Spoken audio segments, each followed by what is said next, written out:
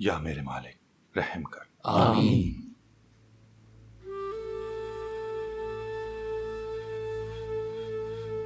या अल्लाह। अल्लाहु अकबर।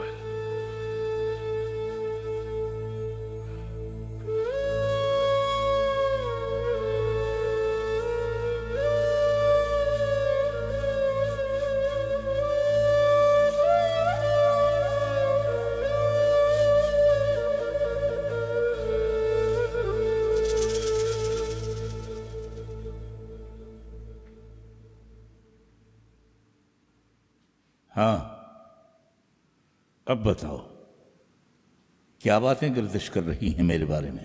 खेत खलियान बाजार जहां जहां जाते हैं आप सब लोग, क्या चेमगोइयां हो रही हैं वहां?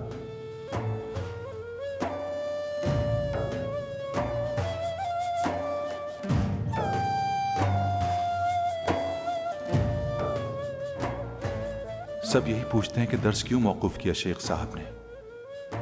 हर जगह यही सवाल होता है शेख मोहतरम। पूरे नालेहान का पसंदीदा मौजू है ये आजकल। क्या जवाब देते हो फिर तुम गुनगोर? देखो, लोग जो चाहे पूछते रहें, अली तुम वो बात न कहना जो हमने न कही हो,